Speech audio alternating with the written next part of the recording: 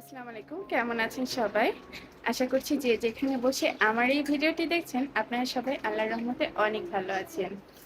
আজকে ঈশান ইশরাকে নিয়ে স্কুল থেকে চলে এসেছি। তো স্কুল থেকে আসার পরে ওদের কিছুটা রেস্ট করার জন্য টাইম দিলাম, যেহেতু আজকে বাইরে প্রচণ্ড গরম। আম্মা হাই বলে দাও সবাইকে। হাই বলে দাও ঈশান।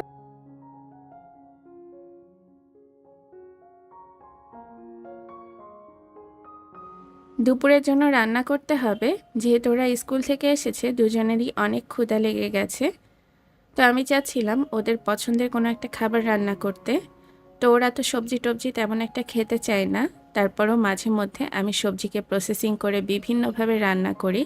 তো হঠাৎই আমার মনে পড়লো যে আমার আম্মু আমরা যখন ছোট ছিলাম তখন এইভাবে কলার মোচা ভাজি করতো। আর কলার মোচার এই ভাজিটা খেতে যে কত সুস্বাদু বলে বোঝানো যাবে না। আর বাচ্চারা তো গরম মশলা দেওয়া যে কোনো খাবার খেতেই খুব পছন্দ করে। তো আমি দেখা যায় মাঝে মধ্যে যখন মাছটা রান্না করি তখনও মাছের মধ্যে একটু গরম মশলা দেবার চেষ্টা করি, যদি মাছটা একটু বড় সাইজের হয়। তো এখন হচ্ছে পেঁয়াজ, রসুন আর হচ্ছে কিছু গরম মশলার আইটেম, এখানে এলাচ আর দারুচিনি দিয়েছি, এগুলো দিয়ে ভালো করে ভেজে নিচ্ছি। গত পরশুদিন একটু রাত করে বেরিয়েছিলাম ঈশানের বাবাকে নিয়ে। তো সবাই আমরা হচ্ছে বাইরে একটু খাবার উদ্দেশ্যে বেরিয়েছিলাম। তো হঠাৎই রাস্তায় দেখলাম কলার মোচা বিক্রি হচ্ছে, তো ওখান থেকে কলার মোচা নিয়ে আসলাম। একটু এক্সক্লুসিভ সবজি, যার কারণে সবসময় বাজারে দেখি না, তবে মাঝে মধ্যে হঠাৎ হঠাৎ সামনে পড়ে যায়। তো এখন হচ্ছে সেই মোচাটাকেই ভাজি করব। আর গতকাল যখন মোচাগুলোকে আমি রাতের দিকে বেছে রেখেছিলাম তখন হচ্ছে ঈশান ইশরা দুজনই আমাকে হেল্প করেছিল।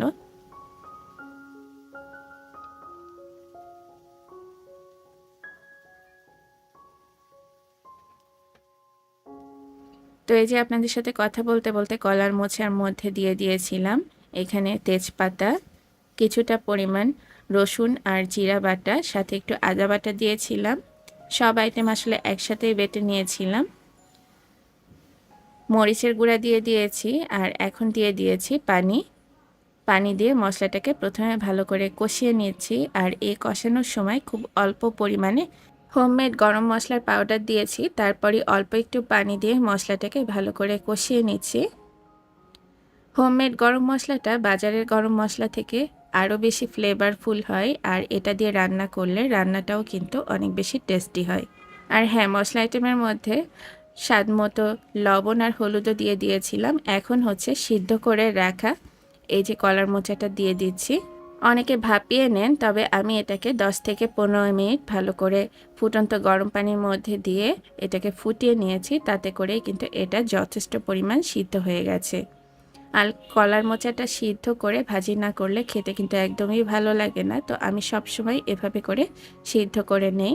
হঠাৎই বাসার এই গ্যাস স্টোভটাতে প্রবলেম দেখা দিয়েছে, তো মাঝে মধ্যে হচ্ছে আগুন উঠে যাচ্ছে এই যে সুইচের গোড়া দিয়ে। তো এই জন্য একটু ভয় ভয় লাগছিল, বারবারই চুলার আঁচটা একটু কম বেশি করছিলাম, যেহেতু আগুন উপরের দিকে উঠে যাচ্ছে তাই একটু ভয় নিয়েই কাজ করছিলাম।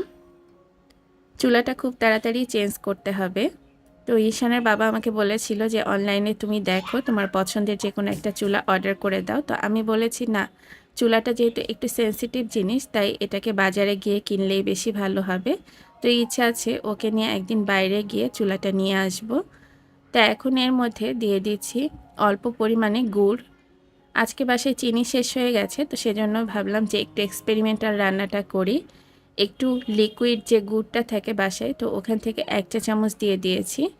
দিয়ে এখন এটাকে ভালো করে নেড়েচেড়ে মিশিয়ে নিচ্ছি।